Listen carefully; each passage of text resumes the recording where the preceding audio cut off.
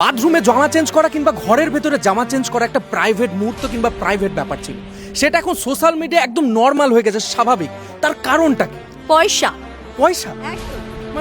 মানে এই যে সোশ্যাল মিডিয়াতে যত বেশি খুল্লা যত বেশি নিজেকে দেখানো, তত বেশি ভিউজ, তত বেশি ফলোয়ার্স, এবং দিন শেষে ব্যাংক অ্যাকাউন্টে একটা মোটা অ্যামাউন্ট জমা হওয়া। এবং এই কারণের জন্য 90% থেকে 95% মেয়েরা নিজেকে প্রদর্শনী হিসেবে সোশ্যাল মিডিয়াতে একটা ওই প্রেজেন্ট করে দিচ্ছে, যেন তারা হচ্ছে মুড়ি মুরগির দোকান, আসো দেখো খাও দাও নিজে উপভোগ করো, তারপর তো অ্যাকাউন্টে আমার টাকা। একটা সময় এরকম ব্যাপারটা ছিল যে বাথরুম ঘরে পেছন থেকে কিংবা একটা ফাঁকা জায়গা থেকে যদি কেউ ছবি তুলে নিত, তাহলে বলতো বাবার এই মেয়েটার সাথে একটা বাজে জিনিস হয়ে গেল, এবং সেই ছেলেটা একটা হ্যারাসমেন্টের জায়গায় চলে যেত।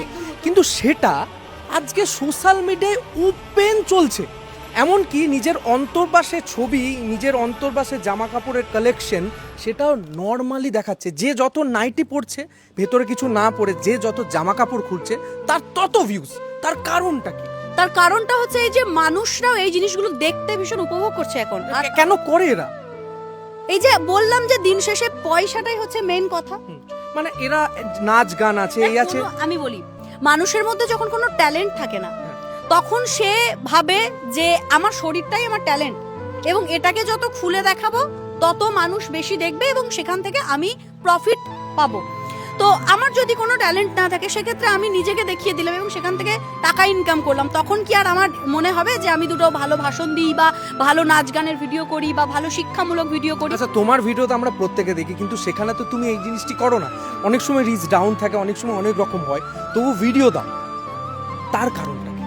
আমার কাছে আমার ব্যক্তিত্বটাই সব থেকে আগে ম্যাটার করে। আমার ব্যক্তিত্ব, আমার চরিত্র, আমার নিজের মানে শোভনশীলতা বা শালীনতা বা সভ্যতা যাকে বলে, এই জিনিসগুলো আমার কাছে বেশি ম্যাটার করে। এবং এগুলোর পরিবর্তে মানে এইগুলো বিসর্জন দিয়ে পয়সা রোজগার করব, এই মেন্টালিটি আমার কোনোদিন হয়নি। তবে সমাধান কিভাবে হতে পারে? সমাধান হতে পারে ঘর থেকে বদল হতে হবে। তুমি যদি তোমার মেয়েকে দেখো ওই ধরনের ভিডিও করছে, তোমার বৌদিকে দেখো ওই ধরনের ভিডিও করছে, তুমি সেখান থেকে, এমন অনেক পুরুষকে দেখেছি নিজের বউরা খুল্লা ভিডিও করে আর স্বামীরা ভিডিও করে দেয়। প্রতিবাদটা ওই ঘর থেকে করা উচিত। চ্যারিটি বিগ্যানস অ্যাট হোম, মানে বাড়ি থেকে শুরু হোক। তারপর তো আমি যদি নিজে ভালো না হই, তাহলে আমি তাকে শিক্ষাটা দেবো কোথা থেকে? আগে আমাকে ভালো হতে হবে, তবে আমার দেখা দেখি আমার সন্তানেরা ভালো হবে, আমার বোনরা ভালো হবে, তাই না? তো আজকের ভিডিওতে আপনারা সম্পূর্ণভাবে শুনতে পেলেন যে নারীরা বর্তমানকালে যেটা কাজ করছে। আমি বললে হয়তো নারী বিদ্বেষী হয়ে যেতাম, কিন্তু দিদি বলছে তিনি একজন নিজে নারী। সোশ্যাল মিডিয়ায় নিশ্চয়ই সবাই এই দিদিকে চেনেন, কিন্তু আজকে এই দিদির মুখ থেকে শুনলেন যে আজকে বর্তমানে ভারত তথা বাংলার সংস্কৃতির কি অবস্থা। জাতিটা মরে গেছে।